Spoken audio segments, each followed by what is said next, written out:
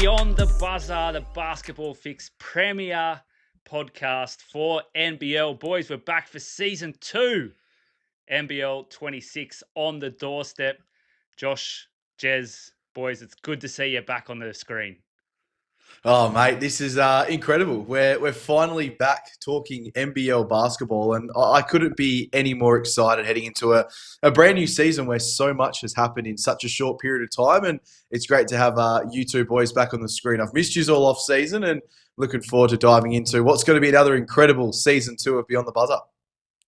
Josh, it looks like you've had a pretty rough season, mate. What's going on with your haircut and your stubble, buddy? It looks like it's been a tough few months. Huh? Flat out. I look like I'm homeless, but we've just moved houses. I'm still trying to get solved into everything here. My setup's still quite bland, as you can see in the background as well, but we'll be fixing that over the next couple of weeks for sure, mate. But it's been a very busy off season as well. All the numbers are up. The Basketball Fix family, I should say, is continually growing. So, massive shout out to everyone who's jumped on board over this off-season period. But, yeah, I need a shave, and I've got to hit up at Fletch Cuts as well for a bit of a haircut over the next couple of weeks as well. You hit the plug perfectly, mate. So apart from this guy and me on Beyond the Buzzer this season, you're also going to get SJ from Love of the Game and Caleb from Too Short for the League, as well as NBL players, media members, and other creators. We're going to circle them in through Beyond the Buzzer and all the stuff that's going to be happening on the Basketball Fix this season. It includes Game Day, which you boys have got cracking already. How does that feel, Josh? Yeah, super exciting, mate. Really, really fun and interactive game mode there as well that Jez and I will be applying our craft in. We don't know how good we'll be. It's going to take a little bit to get used to it, and we're going to have to be building our squads very quickly. But, yeah, a lot of fun. We just recorded the second episode of Game Day Squad, but the first together, only about half an hour ago. So super fun, and that will be coming out over the next couple of days as well once Beyond the Buzzer has officially dropped. So, yeah, if you haven't jumped on there already, go have a look. Check out Game Day Squad if you are interested and want to make an account. Use the code TBF before you do, and you get a free couple of packs there as well to bolster your squad. But going to be lots of fun, mate. Looking forward to it. We'll chuck the links in the description. And Jez, another fantasy game for you to beat Josh in. Yeah, pretty much. That's what I said. That we made that very, very clear that I was the superior super coach player, and I will likely ride that beginner's luck into Game Day Squad being this is like or completely not my era of fantasy or even playing games and opening packs, but after having a little crack at it, it's going to be pretty addicted to it. I think it ticks all the right boxes for stimulation in the brain and betting and trading and gambling and all of that. So it's right up my alley, I think. And Josh, just quickly, Reebok Future Hoops, what's that all about? Yeah, obviously massive shout out to Reebok as well for jumping on with the Basketball Fix there. And yeah, Future Hoops is a podcast series where we sit down with some of the up-and-coming superstars in Australian basketball. So we've had Austin Foxwell, younger brother of Owen and Joel Foxwell, as the first host as well. Massive lookout on him through his career as an NBA Academy prospect, and he's going to be jetting over to college over the next few years as well. So he's got an incredible career ahead of him, and most people are calling him the better Foxwell out of all three. So Owen and Joel have had a pretty good start to their careers, so Austin could be anything. We've had Paris Spencer from over here in WA, just recovering from an ACL injury, but she's got a lot of potential as well. Perth Lynx player, only 15 years of age. So, again, another high-quality player. And Taylor Marsland as well. Funnily enough, is a long-lost cousin of mine, but nonetheless, she's an incredible basketball player as well and a good mind as well. So, that episode will be coming out over the next week as well. So, mate, a really exciting series there. And, obviously, you can see it here. Massive shout-out to Reebok as well. Everybody in Perth are pretty much related now. It's that same type of thing as Tasmania, isn't it? Like, it's big enough. Oh, no. All right, lads. Today's show, we're going to go into the best off-season moves. The NBL26 season is right on the doorstep. Just a couple of weeks left until it gets going. Preseason games are underway. We're also going to kind of look ahead to the end of the season and see if we can predict who will miss the finals. There are so many teams that are just have a good roster. Someone's going to miss out. Who will it be? And then we'll round it up with who we think will make the next jump to the NBA. So many Australians now in the NBA and just internationals in general. And we're going to have a look and see if we can predict the next person to get into that. But Josh, let's get into the best off-season moves. And we're going to start with you, mate. It's all about Kendrick Davis. Yeah, mate, it definitely is. And this is a move that I love from the start. And it's been a move I've spoken about a handful of times already, but I think it's a move that we have to speak about in the first episode back at Beyond the Buzzer. But for me, the Sydney Cun is heading over, and he's going to be another MVP candidate. He was runner-up last season, so obviously Bryce Cotton averaged just about 25 points per game and 8 assists, and is now teaming up with Matthew Dellavedova as well. So this combination now is going to be a potent offensive combination for the Sydney Kings. And what I like most about it is when you look back to the start of the offseason when this decision was announced, there were a couple of key things which I got quite excited about. The first one is that the Sydney Kings and Brian Goorjian sat down and showed Kendrick Davis film of when Matthew Dellavedova and Kyrie Irving played together. Now, what they're trying to do there is they're going to be trying to allow that combination to both flourish. And I think maybe this season we'll see Kendrick Davis turn into more of a scorer than a playmaker for the Sydney Kings. And I think Matthew Dellavedova will run the point for the Sydney Kings. But for me right now, the goal is simple yet really effective. It's to get him to the NBA. And there's a number of things he needs to work on. I think the most important thing, though, is his professionalism and how he leads a team as well. There was a couple of questions last year around his professionalism in the locker room. We know Adelaide's locker room was quite a potent one last season, and a couple of those questions and queries were around Kendrick Davis. But now he's hanging around with guys like Brian Goorjian, an all-time great coach for Australian basketball. Obviously, Andrew Bogut, a very big personality and a guy who's rubbed some shoulders with some of the best players in the NBA's history. And obviously Matthew Dellavedova as well, a guy who's been to the top of the hill, won an NBA championship, played with one of the greatest players of all time in LeBron James. So he's going to learn a lot under these three guys in particular. And if he can have some sort of a great season and maybe be a big reason as to why the Kings have a potential deep run into the playoffs, which we'll talk about a little bit later on, I think he's a guy who, is looking to catapult himself back into the NBA. So for me, that's the best off-season move from my perspective. Now, Jez, with Kendrick's season in Adelaide last year, you couldn't say that the guy was a defensive powerhouse.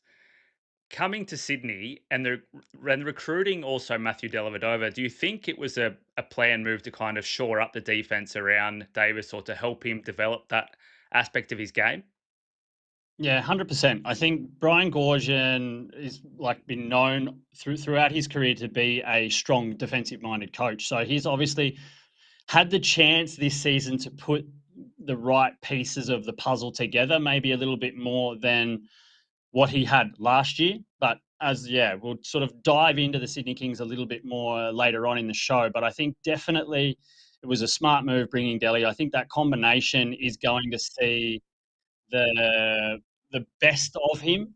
So yeah, 100%, definitely the right decision. All right, Jez, we're going to go to your player now, and I'm going to just tell you. You can cut to me. Him. I've got it. I've got it here. Vrenz Bleijenbergh. Did you hear that? I'll do it again. One more time. Vrenz Bleijenbergh. No. Vrenz Bleijenbergh. Huh? That was pretty good. It's my forte. We said we're going to do a little segment or a short on Instagram one day where I just sit in front of the camera and try and say all the most powerful names in the NBL because I can't even get rugby players that you've watched all year and even get those names going. So some of these European names are a real struggle, like Vrenz Bleijenbergh. He's nailing it now. Why are you so excited about him coming to the Phoenix? I think I've picked, we'll say Vrenz because that's easier to pronounce. I'm quite excited with Southeast Melbourne in general when it comes to, I don't know how good they're going to be, but I think the way that Josh King has formed this team and brought in 3 European imports, and obviously Josh King came and sort of learnt his craft as a professional coach in Europe, obviously got a lot of contacts in Europe, There's a lot of similarities maybe to way the European game works compared to the NBL, then poaching someone from the United States and the G League and all of that sort of thing. I think it translates really, really well to the NBL game. So I'm excited for how that team is actually going to form and I guess grow, because it's a completely different tactic to maybe what we've seen from other teams when it comes to their imports. And probably the most excited import that they've brought in is Vrenz Bleijenbergh, in my opinion, because I think from what we've seen, obviously it's not like you sit and you follow the Turkish league where he came from and know exactly how he's going to fit and how he's going to play. There's plenty of highlight clips, and there's obviously getting a whole lot of stats. And he looks like to be a really, really all-round type of shooting forward, where he's definitely can get in there and get rebounds. He averaged 5 rebounds and 4 assists in his most latest season in Turkey, and that was the second and third highest on his team. So he's playing 30 minutes, scoring 11 points per game as well. It just feels like he's got a really, really good all-round game. And when you're obviously watching highlight clips, you can be pretty hyped about it. But you see the type of assists that he's able to do and the way that he competes under the basket to get his rebounds. He's not just sort of getting, pops off the rim that go straight to him. He's really working and boxing out well and trying to compete under the rim. And that's what sort of gets me excited. He's sitting around like 6'10", 6'11", or something like that, a pretty big body and an absolute mongrel. So I think he's going to fit into the NBL really, really well. And it gives Southeast Melbourne the versatility and to be able to, use him in many directions. You sort of, an interview that Josh did with him that you can find on Instagram, it's like, he can play the 5, he can play the 3, he can play the 2. He can sort of fit in anywhere. And I think Josh King will get the best out of him because we've seen what Josh King can do. Yeah, no, that's what I was about to quickly touch on as well. And Vrenz is an incredible person. He's going to be a really good player in the NBL as well. And when I spoke to him, something that alarmed me quite considerably is there's going to be massive patches throughout the season where he actually plays the point guard. And obviously it's not a stereotypical 6'10" point guard. Like, he is he could play genuine point guard for this team. He's a really good ball handler. He facilitates well for this team. And, they've got so much different dynamics to this squad as well. So he did say, like Jez mentioned there, he's typically a 1 to 4. But under Josh King's system, he's very happy to sort of look to play that stretch 5 as well, or even inside. So he's going to be one of the most versatile players I think we've probably seen in a long, long time in the NBL, and definitely this season as well. Well, I am extremely surprised that none of you spoke about Bryce Cotton, and I'm not going to speak about him either. It's a Bryce-free show, or what? Is that? If you look at the run sheet, I'm also quite surprised. But yeah, I think that's a move though that's sort of everyone's spoken about though. That's one of those ones that, I think.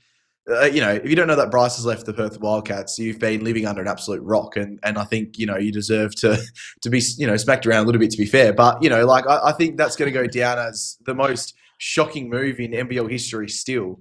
And I think he's going to change the trajectory of that club instantly. I've been very critical of them over recent years, and I know the boys last season. I was a bit of a fanboy there for the Adelaide 36 at certain points, and trust me, I'm going to be a massive fanboy of the Adelaide 36ers this year. I'm going to be heading over to Adelaide for a few games this year. So, they're my club for NBL26. Yeah, I was going to say the biggest move is Bryce Cotton moving to Adelaide, but the next biggest move in Australian sporting history is Josh Higgins moving him and his misso to the city of churches. Yeah, definitely. That's it. Oh, right. All right, boys, let's move on to the next segment, and we're going to talk about who makes the next jump to the NBA. And you can look at a few different aspects here.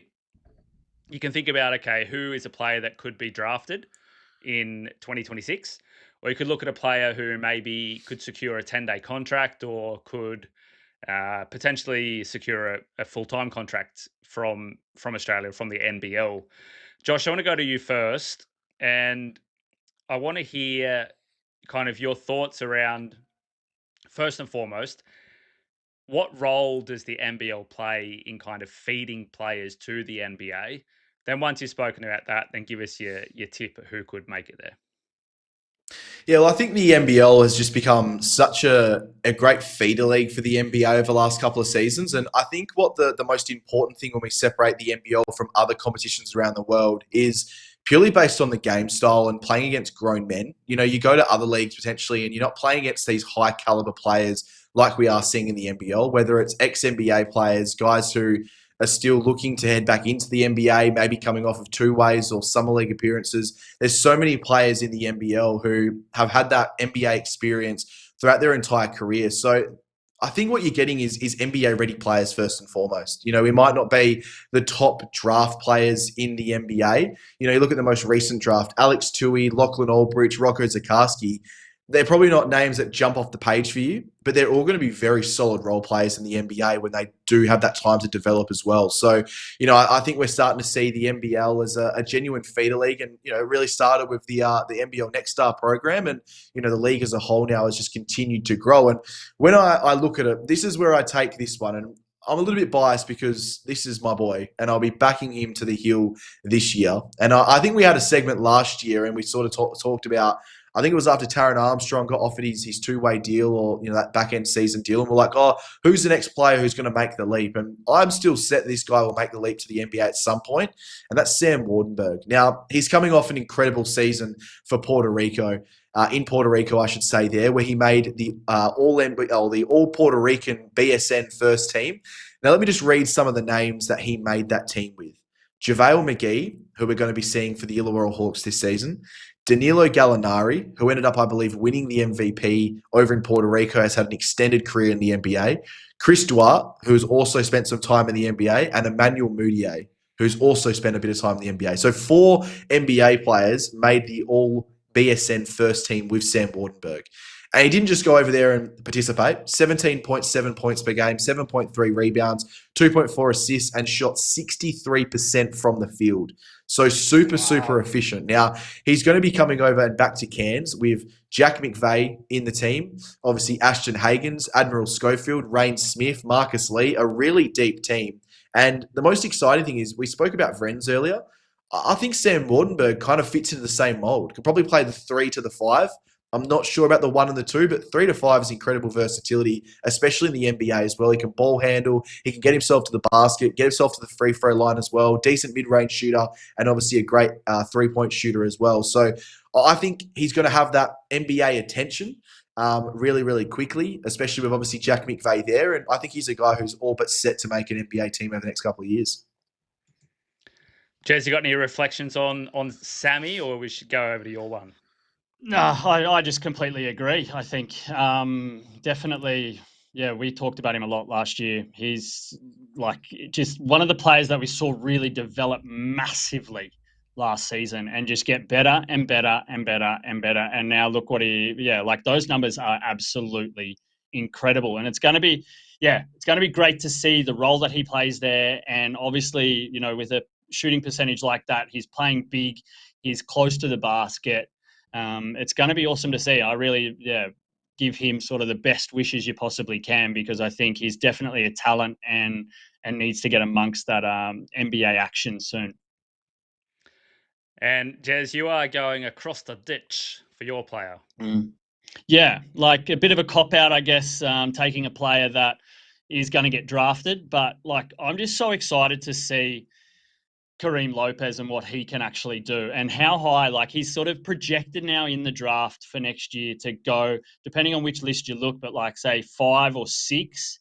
So I'm, super excited to see if he can even push a little bit higher and get even a little bit closer, because like we saw from last year, come in and, you know, had a fairly quiet start and just sort of got better. He had a patch there in NBL25 where like he was just dominating, and his stats were just incredible.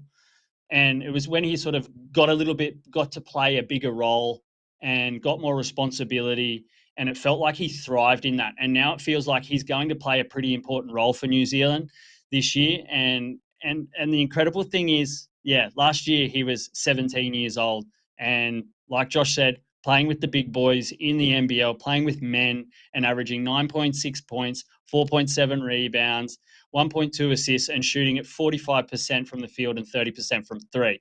Like, he was 17. So it's going to be interesting to see now that he's like, playing a bigger role, what sort of numbers he can put up. And obviously this year for him is probably one of the most important years of his life. And you just sort of hope over in New Zealand that they're feeding him a hungy every day, because put on a little bit of size and a little bit of Kiwi bulk, and the sky's the limit for Kareem Lopez. It definitely is. Quickly on as well, Ryan, on Kareem, I think, you're bang on. Like, it's such a tough one because he could be a top 2 pick. Like, this draft class is a decent draft class as well. The top 10 is quite strong compared to what we've seen in recent years as well. And, the 17-year-old factor can't just be blown over. He came over to this league and averaged nearly 10 points per game. I don't really remember that many young players averaging close to that. And now this year, the Breakers have an incredible team around Kareem. And I think they've not built the team around him. It's been built around Parker Jackson Cartwright, but I think it's been built with him in mind as that starting 3, with obviously Parker Jackson Cartwright, Isaiah Brockington, Rob Baker, and Sam Menenga as probably the starting lineup. So he's going to get every chance to succeed. And if he goes out and averages 13, 14 points per game, like, we're looking at a guy who's probably going to be a top 2 or 3 pick in the NBA draft. So, a really great pick there by Jez. And, obviously massive shout out as well to Dash Daniels, who's the other major next star who looks like he's going to, be picked up quite highly in the NBA draft as well. Yeah, it's so exciting to see the guys. Like I said at the start of this segment, you have both ends of the spectrum. You have guys that are going to be drafted, they're going to go high, like Kareem. You just see the way that he plays and the potential that he has in the game. And then the older guys that maybe have been there, have been in the G League or been around and have that little window of opportunity available to them. And all of a sudden, just the excitement around that factor of the game becomes so large. Josh? Yeah, no, definitely. And I put a tweet out a few days ago and it had a pretty good reaction out there on X as well. And it was just about like the caliber of the NBL right now. And I think the NBL got to a point probably 5 or 6 years ago where it started to attract that younger import market where like we're looking at 25, 26-year-old guys instead of 29 and 30-year-old guys. And, they're probably 5 years ago, it was more, okay, we've got the guys who have 100% given up on the NBA pathway. They've had their chance and that's it. But now we're getting the guys coming through, Kendrick Davis, Ashton Hagen's going to have an incredible year. Bryce Hamilton for the Tasmania Jack Jumpers. These guys who have been on 2-way deals, summer league opportunities, and are now looking to have that next step to the NBA as well. So, the NBL as a whole, I know this is going to go down as probably the greatest off-season of all time. It's probably going to happen and go again next off-season when we continue to build these really, really high-caliber players as well with NBA experiences and aspirations as well. Got just a quick question, Josh. Obviously, Kendrick Davis, like we've said, The talk is that he wants to – that's his goal. Does he make it to the NBA? I think he does. Like, I think he's got all the pieces. And the only thing that will hold him back will be – his leadership and sort of the personality flaws that some people have spoken about. But like I said, I think if that's all in check, you don't just walk into the NBL and average 25 and 8. We don't see that from first-year imports ever.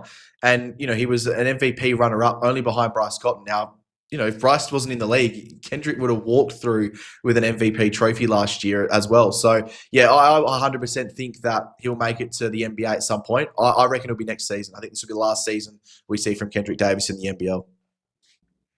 Do you have a team that you think might suit his playing style? Oh, it's an interesting one because when I look at it, I instantly get drawn to Golden State. And I know he was there, obviously, in that G League program, but a guy who can facilitate and also score when required, to be able to bring some sort of presence off the bench. And I think, obviously, where people get their expectations is, I think some people go, okay, he's a superstar in the NBL, he's going to be a superstar in the NBA or pretty good, but he's still going to be a role player. He's going to be a six-man for some team as well. So, I don't know, like, I wouldn't mind him even at the Spurs, a team with strong culture as well. So he could come in and Yeah, sort of coming off the bench and sort of facilitate with a Wemby and obviously, work well with some of these younger guards as well. So, yeah, I think he'll end up on an NBA roster, bud, and it's going to be interesting to see which one.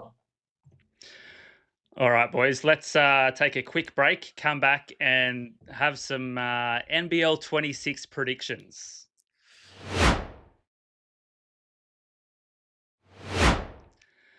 Okay, boys, we're going to look ahead to the end of the season now. And it's a pretty simple question. Who misses out on finals? And just quickly, for those of you that maybe have forgotten how finals work or you're new to the NBL has a play-in system. So it is teams 6, 7, and 8? 6 and 7? 5 and 6. I was looking at it here. I had it up on my screen, but now I've closed it, so I don't know where it went. 1 and 2 go through. Then it's 3 and 4, 5 and 6 playoff. Yeah. Yep. Okay. There we go. Perfect. Glad we saw that. There we go. Fucking on the ball as usual. Top right. 6 teams in the league have a chance to, and that's what we're going to count on here. I take it, boys. 1 to 6. Yep. So if you look at last season, Illawarra, Melbourne, Perth, Southeast Melbourne, Sydney, and Adelaide all made the top 6. The teams that missed out were Tasmania, Brisbane, New Zealand, and Cairns. So that's the structure. We've got 6 teams in, 4 teams out. There's been some massive off-season movement in pretty much all the teams. And Josh, you up first, mate. Yeah, well, this is the $1 million question. And the reason we have brought this question to the forefront is, let's just I'm going to give you 8 teams right now. I don't think I can rule these other 2 teams out. The other 2 teams are the Breakers and Southeast Melbourne Phoenix. I don't think you can rule them out right now. I still think they're going to be quite solid. But you've got Adelaide, Cairns, Perth, Brisbane, Sydney, Illawarra, and Melbourne United. So, and even Tassie, I think you can throw in the mix there with their 3 sort of import combination is looking quite strong. Bryce Hamilton just came out and absolutely dominated in preseason. David Johnson looks really, really good. I know Will Magnay is probably the main concern there for Tassie, but they've got a really solid team there as well. So there's 8 teams I've just rattled off, plus the 2 that I think maybe could be around the mix. There's going to be 4 high-quality teams who miss out this year. And we have to make that way too early prediction of which one is going to miss out. And I'm going to go with the Sydney Kings. I know I was speaking earlier about Kendrick Davis, and I love what he's going to bring. But what is modern basketball, boys? Modern basketball is 3-point shooting. Now, I look at this team, and I'm a little bit concerned. Last year, they went way too far into the 3-point shooting. I believe they averaged the most 3-point attempts by a handful last season compared to every other team in the NBL. Now, I wonder if the moves they've done this season has offsetted that enough to be able to bring them back into sort of that league average and be a decent team. But when I look at this team, you've got Xavier Cooks inside. You've got Tim Suarez inside. Jalen Galloway has still got a lot to prove to be known as a consistent 3-point shooter. So at the moment, he's a slashing 3-man at the moment. You got Bull Quall, who couldn't shoot a shot last season to save his life. Kelly Lepepe, who is more of an inside player than an outside player. You got Matthew Dellavedova running the point guard, who is more of a facilitator, mid-range scorer, or attacker than he is a 3-point shooter. And Kendrick Davis is probably your number 1 scorer from the 3-point line. So when I look at this team, I'm seeing quite a strong post team with a lot of pick and roll threats and a lot of pick and pop threats as well from the mid-range sort of time. But I'm not really seeing that dominant 3-point shooting team, which you do need to survive in the NBL, because we know what Melbourne are going to provide with Milton Doyle and obviously Chris Goulding as well, who can turn on in a second. You know what we're going to see from Cairns this season with 3-point shooting. A lot of teams in the NBL have got that 1 or 2 really, really proven players in the NBL to sort of knock a few big shots down to get your team in front or get your team back into a game. So for me, I know this is probably going to be considered as hate, but again, I need to be shown from Brian Goorjian that he can actually lead a team. He had the best team in the competition last year, by far. We were calling it the greatest team in NBL history, and I think they finished, fifth or sixth, but when it actually ends, they lost the play-in game. So technically they finished sixth last season. So I'm going to go one better and think they're going to finish seventh. They'll just miss out on finals. But for me, that is my way too early big club that misses out on finals. Wow. I mean, there's going to be one of these clubs that should be there, and they're just just going to capitulate. And there's also going to be that team that maybe gets injuries that they miss out, like Tassie were last year. Jez, do you see Sydney failing in kind of getting their team together? That was a little bit like what last year. They had the roster, they had the cattle, they just couldn't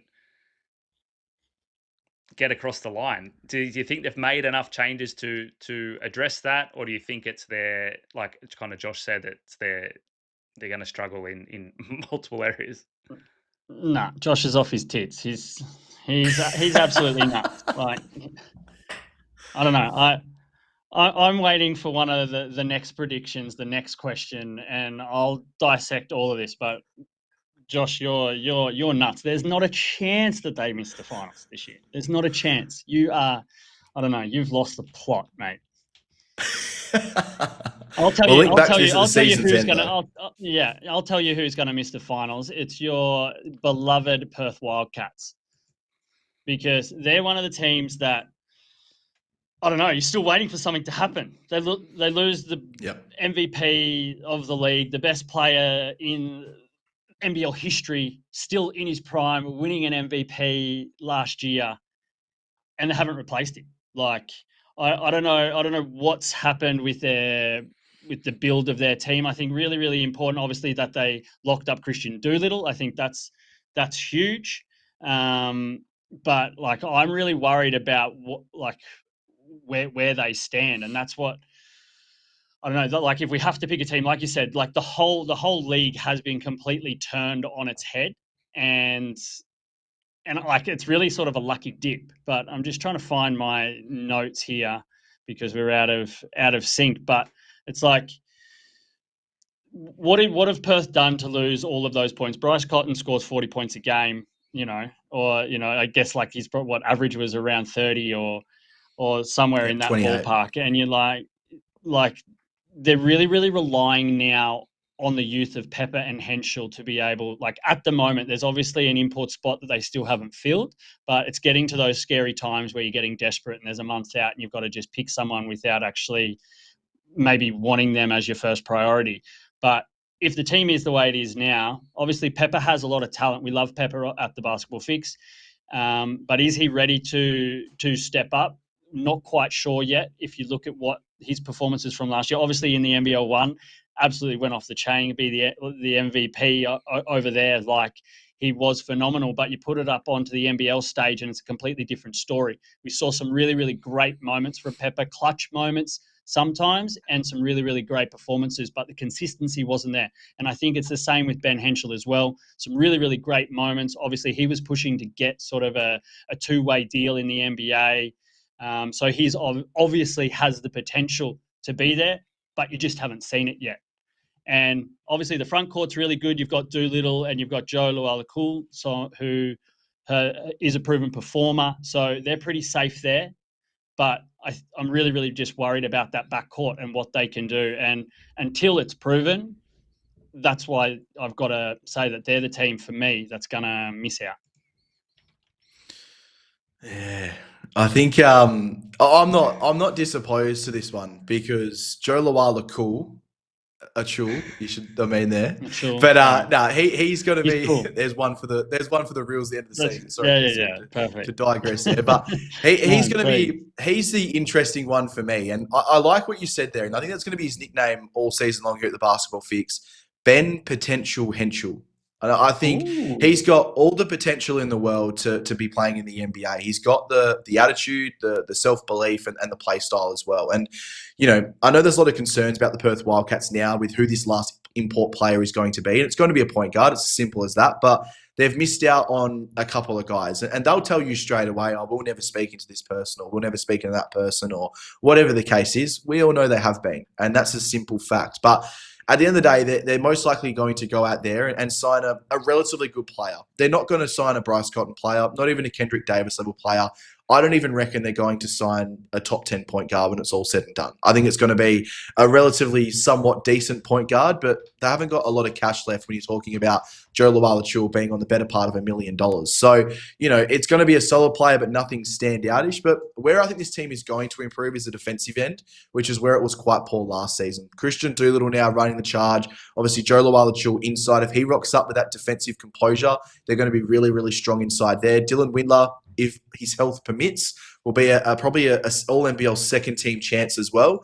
And then you got Sunday Dech, arguably the guy who's been named the Bryce Cotton stopper for a number of seasons. It would have been fun to see those two guys on the same team together as that point guard, shooting guard combination. But again, you've got a guy who can lock down Kendrick Davis, Bryce Cotton, Bryce Hamilton, the top guards in the NBL as well. So they've got a solid team. But I'm on the same board with you here, Jez. I think this is a club that has had a bit of an identity crisis this offseason, and you probably could say that's happened with a brand new logo, brand new jersey, brand new sort of Wild Nation hashtag they've been going with as well. So they're in a bit of an identity crisis. But yeah, as of right now, I'm not set on them being a finals team as well. I'd have Brisbane and Cairns over them right now, to be fair. And, I think that's sort of where we sit right now. Because we like talking about this now.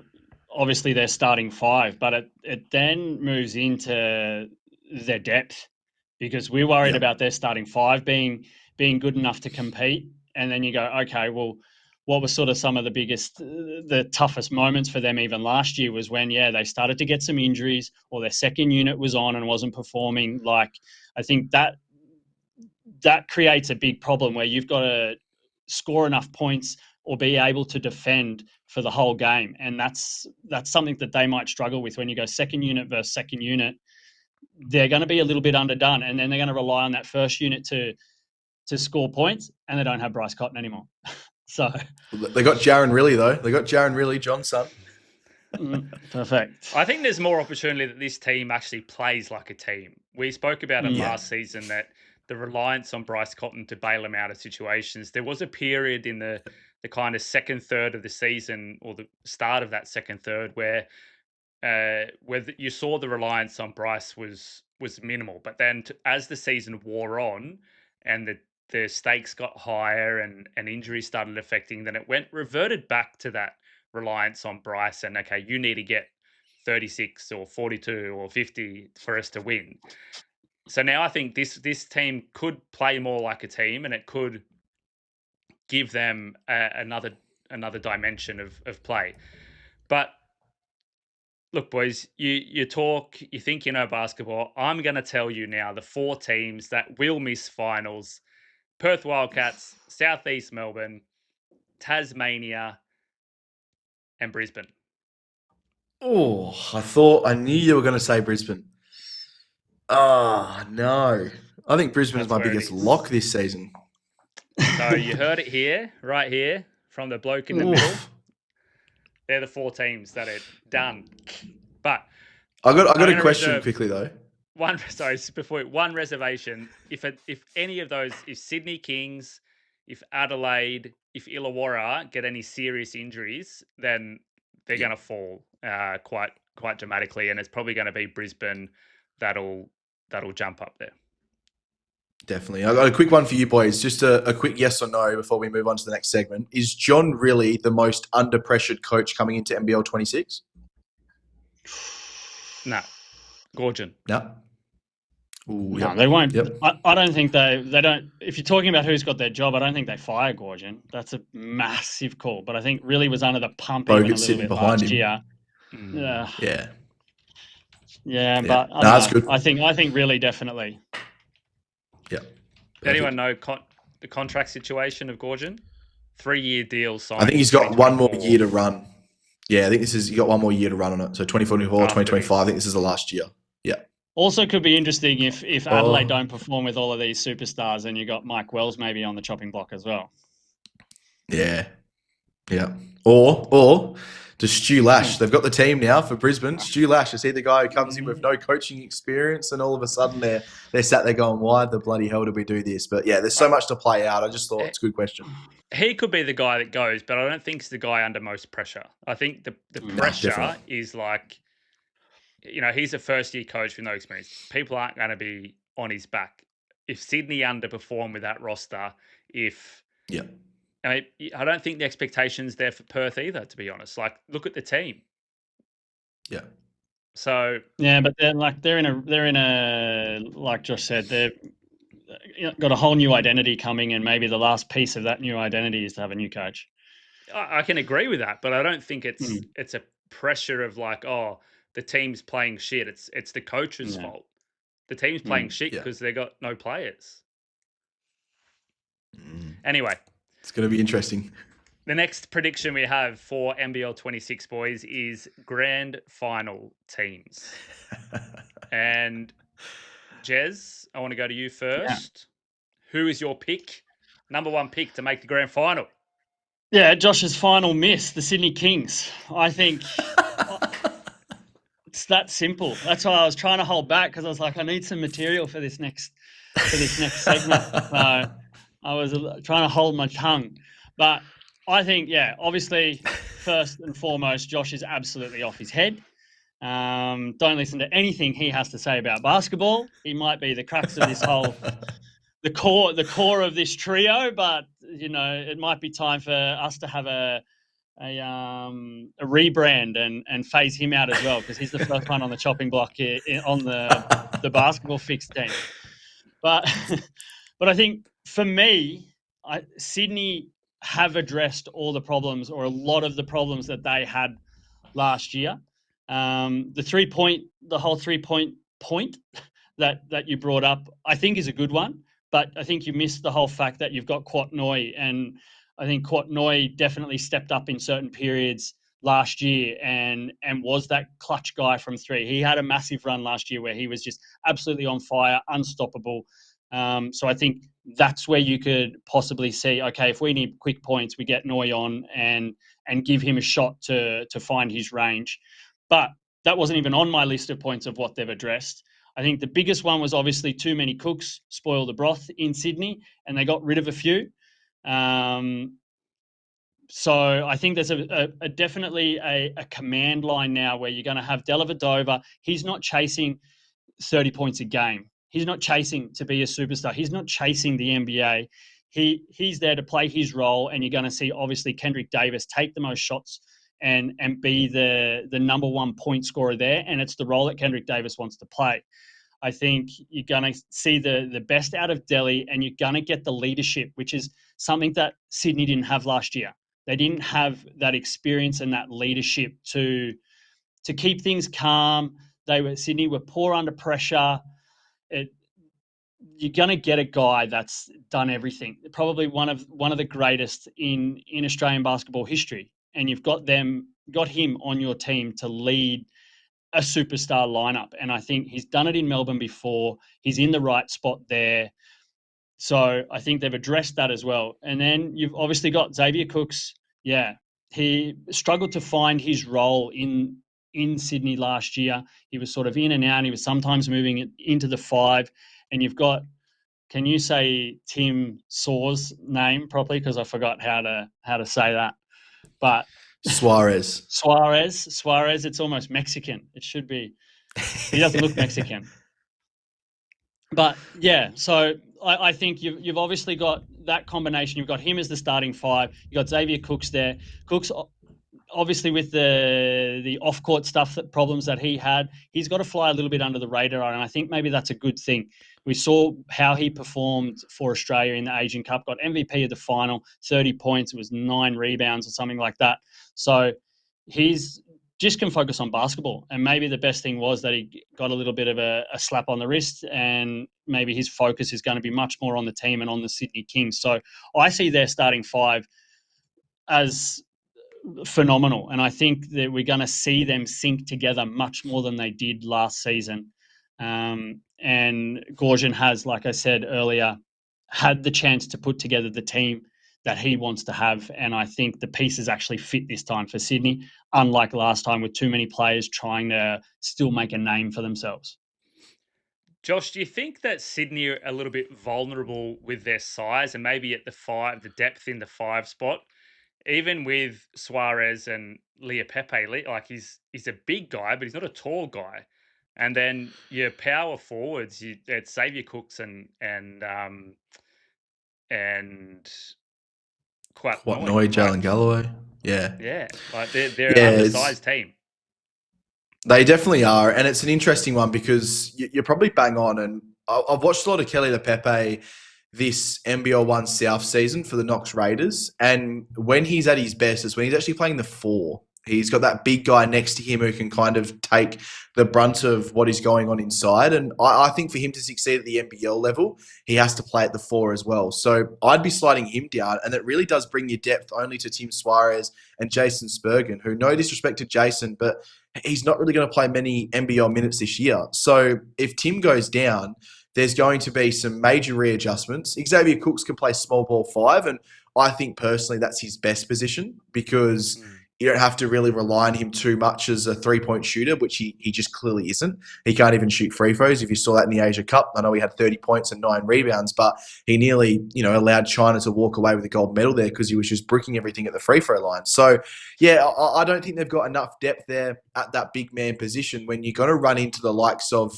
an Illawarra, for example, with JaVale McGee, Harry Froling, and also Sam Froling late in the season as well. Brisbane have got a relatively decent big man combination. Cairns, obviously, as well with Sam Waardenburg and Marcus Lee. So, the contenders have got that big man spot wrapped up. And that's sort of a bit of a question for Sydney, as well as it is for Perth as well, for another team who's probably only got that one big man as well. So, yeah, I'm a little bit worried at that position because it is such an important position in the NBL, but I don't think they have enough depth at all. All right, Josh, who's your pick for grand final, mate?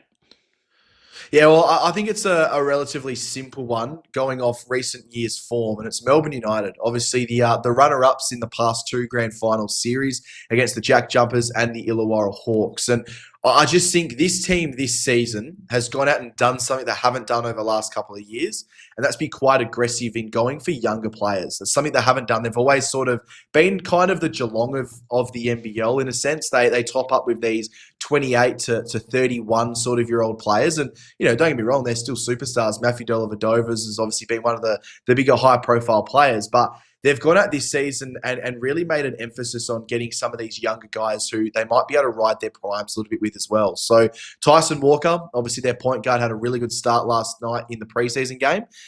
Finn Delaney's another one who's come over. Jesse Edwards as well, a 25-year-old Dutchman who's going to play that sort of Marcus Lee type role for them and can facilitate as well quite well. You've obviously got Tommy Wilson returning to the NBL. I don't know if you boys have seen what he's done in the NBL1 South as well for the Melbourne Tigers, but multiple 40-point games as well. So him coming off the bench with his physicality and scoring ability, massive tick, and Dash Daniels. So really, really young there. And then you kind of bring in that one experienced Teddy Milton-Doyle. The guy who has had an NBL championship, he's been a key piece to that team as well for the Tasmania Jack Jumpers for a lot of that particular time as well. So I really love what they've brought in. Now, granted, they've lost Matthew Dellavedova, Ian Clark, and obviously Marcus Lee as the 3 big pieces. But I nearly think the most important loss out of all 3 of those guys is none of them. I think it's actually Jacob Chance. Him heading over, and a massive shout out to him as well, him heading over to the Austin Spurs to be their head coach of the G League team. Massive achievement. But I nearly think he's going to be their biggest loss because he's such a level-headed and a really perfect coach to go along with Dean Vickerman as well. So that's going to be their biggest loss. But for me as well, a decent concern for them is Shaylee and the concussion protocols. For them to make it to the grand final series, for me, he has to be an important piece, whether it's coming off the bench or, being the starting point guard. But they've just got so much depth. You guys have talked about, is there enough depth on certain teams in certain positions? I think they've got everything covered. They've got a good backup in each position. They've got, obviously, Chris Goulding, who is a top 10 player in the NBL still to this day. And, they're a team who has faced adversity over the last couple of seasons. And I think they're going to be using that as motivation to make it back to another grand final series and maybe go one better. And, this segment right here is not about picking who the winner of it is going to be. It's about a team who's going to make it to the grand final series. So I'm going to pick a team in Melbourne who's made 2 of the last 3 anyways. Jacob Chance, did he jump in for a little bit as the Australian coach just recently? He did. Yeah. He's the future of Australian coaching. Has to be for the Boomers. 100%. And Yeah, and I put that out there as well, and I think a lot of people have agreed on it. It's funny. He's a local boy from down here where I grew up as well, and got some decent connections with him as well. And started at the Rockingham Flames, then to the Perth Wildcats, Tasmania Jack Jumpers, Melbourne United. Obviously, a bit of time with the Boomers, and now the Spurs as well. So 100%, he's following that Adam Capehorn line. And again, we don't want to be campaigning for Capehorn's head, but 5, 6 years, 7 years down the track, I think Jacob Chance will be putting his name up for there as well. And he's a guy who's well respected in the NBL circles. I think a lot of people were hoping he'd push for either the Brisbane Bullets job or the Cairns Taipans job when those were both available. He didn't and stayed with the Melbourne United basketball team and is now jetting over to the Spurs. So, yeah, good call there, Ryan, for sure, mate. Jez, Ian Clark, he averaged 14.4 points per game last season for Melbourne. Do you see Milton Doyle as the guy that replaces that, or is it Dash Daniels, or who is that player that's going to come in for Melbourne and lift up the scoring? Yeah, well, I don't know. My concern is Milton Doyle. Obviously, being a Jack Jumpers fan, I was a bit concerned about how he played last year. It's obviously a very different environment. There was a lot of pressure on Doyle in Tasmania last season, just with obviously their injuries and the way that their season went. But it's still a little bit up in the air for mine. That is probably one of my biggest concerns with Melbourne United is their imports. They've obviously got talented imports, and Milton Doyle is a talented import, but it's very unknown. They've got two unknowns in the NBL that haven't had import experience and league experience. And for Milton Doyle, I don't know, did he sort of go past it last year? Is he sort of carrying that sort of weight on his shoulders? Yeah, I don't know. That is a concern for me. Well, it will no doubt be interesting, boys, to follow the entire NBL season. You can do it here with us on the Basketball Fix. There's loads coming up in the NBL26 season. Before the season kicks off, though, it's preseason games, it's team previews, it's awards predictions, and news out the wazoo. Josh, anything else to add before we wrap it all up? Yeah, we'll continue to check out as well. The Instagram is going to be plenty of updates. There has been as well this off season with so much big news, and yeah, we'll be continuing obviously that going into the rest of the preseason and obviously the start of the season as well. But yeah, this season is going to be bigger and better than ever at the Basketball Fix. I think it's very easy to say that, and unfortunately, we had to disband from the team podcast, but be rest assured that all that energy and time is now going to be well and truly put into the Beyond the Buzzer project, obviously Reebok as well, and GameDay squad and so much other stuff, obviously, with the Basketball Fix. So plenty coming up. And yeah, again, we really appreciate everyone's support. It's been an incredible last 12 months to say the least. So yeah, the Basketball Fix is well and truly alive, and we want to become the number one platform in the NBL. Does anyone remember what our catchphrase or the outro was that we said? I just keep thinking ahead of the game. I can't get it out of my head. Yeah. We hope you've gotten your Basketball Fix. Got Basketball Fix. There we go. All right. There it is. Are you ready? Give it. Ready, boys? Fantastic episode today. Thanks everybody for sticking with us. We hope you've gotten your Basketball Fix.